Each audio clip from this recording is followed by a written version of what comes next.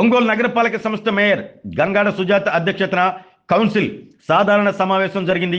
ఈ సమావేశానికి ఎక్సెప్షియో సభ్యులు, ఒంగోలు శాసనసభ్యులు దామచర్ల జనార్దన్ రావు, సంతనూతలపాటి శాసనసభ్యులు బిఎన్ విజయ్ కుమార్తో పాటు కౌన్సిల్ సభ్యులు హాజరయ్యారు. మొత్తం 124 అంశాలతో కూడిన అజెండాను కౌన్సిల్ నందు ప్రవేశపెట్టగా 1-2 మినహా మిగిలిన అంశాలకు సభ్యులందరూ ఆమోదం వ్యక్తం తెలిపారు. అజెండాలోని కొన్ని అంశాలకు సంబంధించి కౌన్సిల్ సభ్యులు మున్సిపల్ అధికారులను వివరణ అడగగా అధికారుల నుంచి సమాధానం రాకపోవడం పట్ల నగరపాలక సంస్థ అధికారులపై ఎమ్మెల్యే దామచర్ల అసంతృప్తి వ్యక్తం చేశారు. సమావేశానికి వచ్చేటప్పుడు అధికారులు పూర్తి సమాచారంతో రావాలి అని తెలీదా అంటూ వారిని సున్నితంగా హెచ్చరించారు. అజెండా నందు 113వ అంశమైన ట్రంక్ రోడ్ విస్తరణ అంశం చర్చకు రాగా వైసీపీ సభ్యులు వాదనకు దిగారు.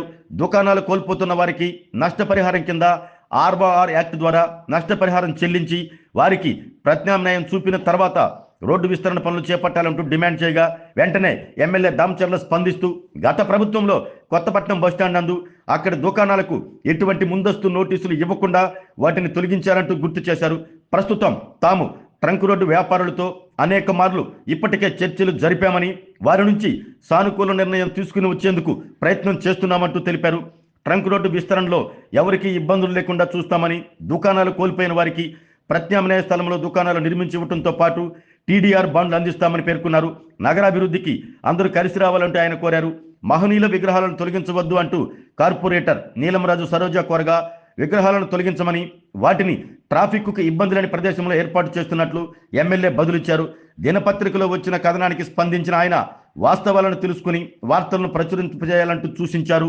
రాష్ట్ర ప్రభుత్వం ప్రతిష్టాత్మకంగా చేపట్టిన P4 విధానంలో కార్పొరేటర్లు భాగస్వాములు కావాలంటూ ఎమ్మెల్యే దామచర్ల కోరారు.